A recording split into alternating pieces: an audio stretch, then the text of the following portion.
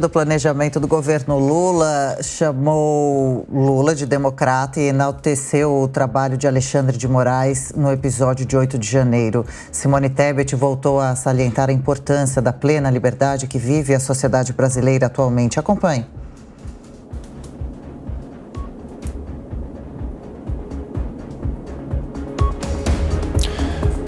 Bom, já a gente acrescenta, a gente fala sobre a participação da ministra no evento do LIDE de ontem.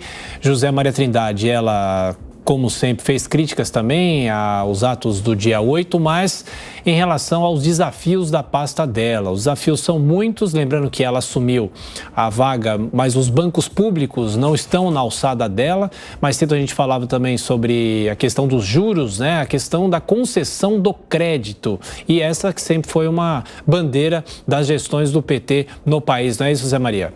E ela até falou mais uma vez, foi a segunda vez que ela contou essa história, Lula entregou a ela um presente, né? Um envelope com o nome do ministério. Disse, você vai abrir o envelope depois. Aí, quando ela viu o nome, né, o Ministério do Planejamento, ela ficou assustada, porque ali o susto, ela disse que é porque tinha ideias contrárias a ideias do PT sobre planejamento e gasto público. Mas, na verdade, também a afinidade dela com o setor que não é muito grande. Ela tem uma larga experiência política, já foi prefeita, foi vereadora, prefeita, senadora, vem de uma família política. Então, encarar um ministério tão técnico assim como o do planejamento é mesmo muito complicado. E ela faz ali uma análise de como gastar muito, pouco, né? E mesmo assim equilibrar as finanças. Esse é o grande desafio, porque Lula fala que o planejamento, o Banco Central é que tem que se adaptar à área social e não a área social se adaptar aos projetos públicos. Essa área de planejamento, ela é fundamental. Não se faz absolutamente nada sem planejamento. No público também não se gasta nada além do orçamento. E um dos principais objetivos do Ministério do Planejamento é elaborar o orçamento geral da União, né, que é uma espécie de mapa de como o governo vai gastar os recursos. José Maria, essas declarações de Tebet foram dadas no LIDE Brasil Conference em Portugal, né, evento que reuniu muitas autoridades, também empresários, e há pouco a gente acompanhou também algumas falas do ministro do Supremo, Ricardo Lewandowski, justamente nessa conferência. Até ontem a gente debateu um pouquinho sobre o ministro falar da importância da reforma tributária, que deve pensar no setor privado, em contemplar entes federativos, mas ele fala também que a reforma tributária deve estar associada a uma reforma fiscal. O que será que ele quer dizer com essa reforma fiscal? Ele fala em repartir o bolo tributário, em atender melhor municípios e estados, Zé? Pois é, já houve uma tentativa anterior. Mexer nisso aí, Adriana, é mexer num vespeiro, né? Mas é preciso. A Constituição de 88 deu muitos deveres aos estados e municípios e poucos recursos, e centralizou muitos recursos na União. Os municípios cuidam de assuntos importantes como saúde, educação. O SUS ele é todo realizado e, na prática, quem cuida é o prefeito. Da mesma forma, o ensino fundamental. O governo federal não tem professores contratados e pouquíssimos para o ensino fundamental, pouquíssimos. São escolas... não é a realidade do Brasil. E o governo federal repassa recursos através do Fundeb e através também do próprio sistema, com base no número de matrículas em cada município.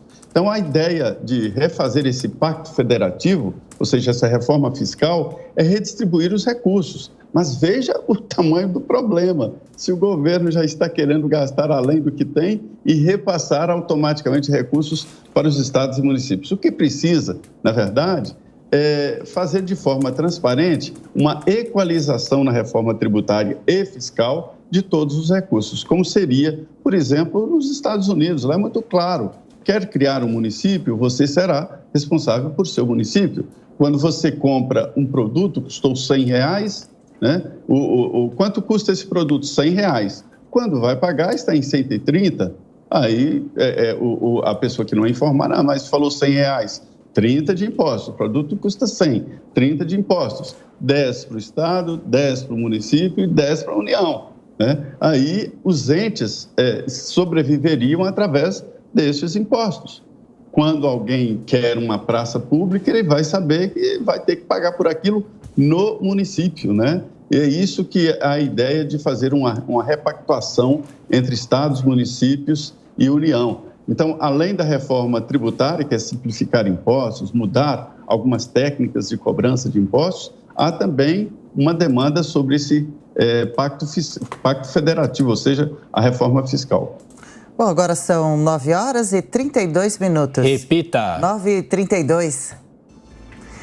Zé Maria, o evento Lead Conference em Portugal, que, como a gente falou, reuniu muitas autoridades e também uma segurança mais do que redobrada por lá, tinha como tema central o fortalecimento da democracia. A gente vem ouvindo falar bastante sobre esse tema desde o último governo e agora nesse novo ano também. Qual é o caminho que essa discussão deve seguir?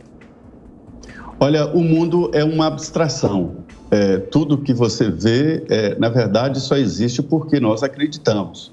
É como o dinheiro, seria um pedaço de papel com alguns desenhos, se você não acreditasse que ali está verdadeiramente um valor.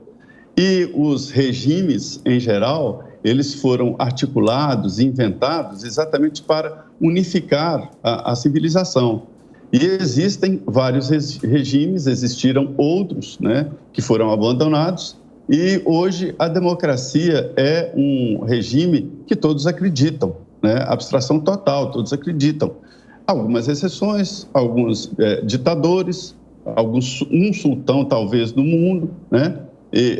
Um regime que eu não sei bem o que é lá em Cuba e outro que eu não sei bem o que é lá na China, porque é um capitalismo socialista, sei lá, ninguém pode definir, mas a democracia é o grande regime do mundo.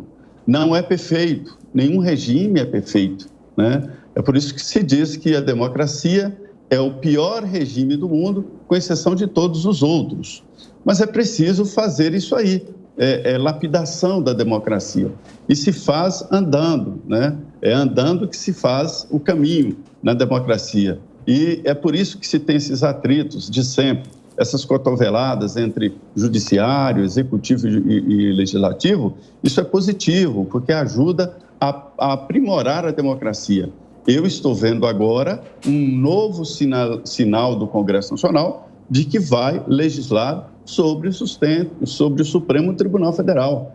Isso não significa uma reação, uma punição, ou mesmo a possibilidade de impeachment de ministro, não. Mas haverá no Congresso Nacional, nos próximos anos, legislações novas que poderão redefinir o Supremo, como mandatos para os ministros do Supremo, proibições para decisões